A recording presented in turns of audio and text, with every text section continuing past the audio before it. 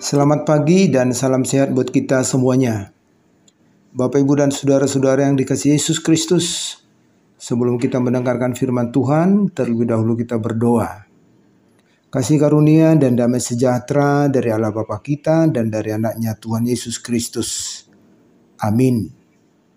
Firman Tuhan kepada kita hari ini diambil dari Almanah HKBP yang tertulis dalam 1 Korintus 13 ayat 13.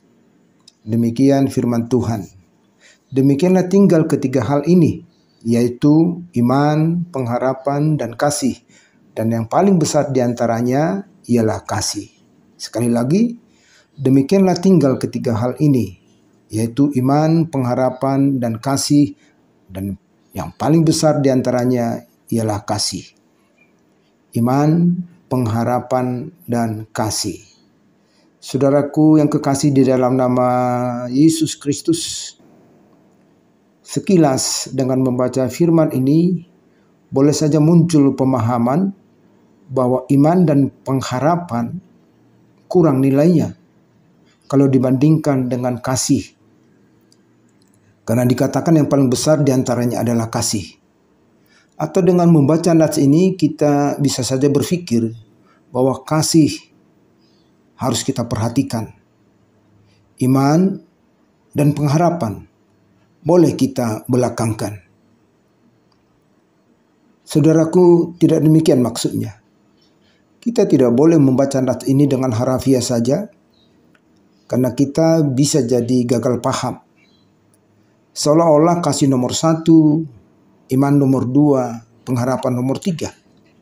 Padahal bagaimana kita dapat berbuat sesuatu yang benar kalau tidak berdasarkan iman kepada Yesus?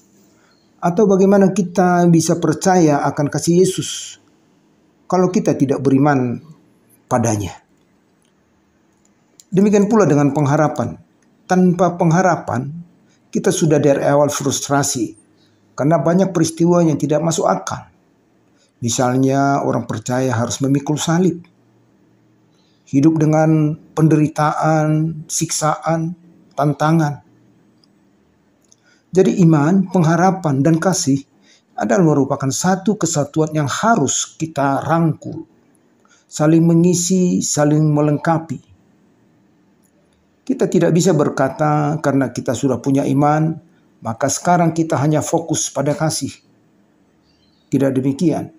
Yang lebih tepat adalah ketiganya tidak terpisahkan. Iman harus terus kita pertahankan. Kasih harus terus kita praktekkan. Pengharapan harus terus menyala, tidak boleh padam. Nah, saudara-saudara, kalau demikian halnya, mengapa Paulus berkata kasih adalah yang terbesar? Jadi disinilah kita perlu memahami bahwa memang setiap kata mempunyai tempat. Dalam bahasa Batak dikatakan marna puna dohata. Ibarat kita yang melintas dari depan orang lain, kita sering berkata, permisi, manang marsatabi. Tetapi ketika kita mau menyeberang jalan, kita tidak pernah berkata permisi, manang marsatabi. Kita cukup dengan hati-hati ketika menyeberang. Jadi tidak di semua tempat ketika kita mendahului orang kita permisi. Demikian juga dengan kalimat ini. Paulus berkata kasih lebih besar. Karena memang pada masa itu situasi jemaat sedang dalam situasi perpecahan. Jemaat berselisih, di mana jemaat hanya menonjolkan kelompok masing-masing. Kemudian jemaat sebagian berpikir bahwa karunia tertentu lebih berharga daripada karunia-karunia yang lain. Misalnya karunia penyembuhan lebih besar daripada karunia pengajaran. Padahal karunia itu semuanya sumbernya dari Allah dan digunakan untuk kemuliaan Allah. Sama seperti tubuh. Semuanya anggota tubuh penting. Tidak ada yang lebih penting dan tidak ada yang kurang penting. Jadi dengan apa yang mereka tunjukkan itu, perselisihanlah yang menonjol dan kasih menjadi hilang. Sehingga di situasi perselisihan yang seperti itulah Paulus berkata, yang lebih besar sebenarnya untuk kita lakukan, untuk kita tunjukkan adalah kasih. Jadi jangan kita menonjolkan hal-hal yang lain sementara kasih kita belakangkan, kita lupakan. Demikian juga hanya dengan kita saat ini. Seharusnya bukti kita orang beriman dan hidup penuh dengan harapan, maka marilah kita hadirkan kasih dengan perilaku atau tindakan kita.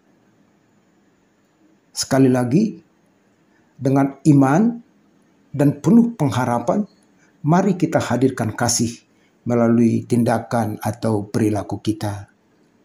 Amin.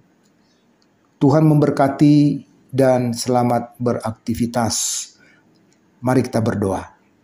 Terima kasih Tuhan atas firman-Mu yang mengingatkan kami supaya kami menghidupi iman dan pengharapan kami dengan tindakan kasih kami. Oleh karena itu, tuntunlah kami dengan Roh-Mu supaya kami dimampukan untuk melakukannya demi kemuliaan nama-Mu. Dalam nama Yesus kami berdoa dan mengucap syukur. Amin.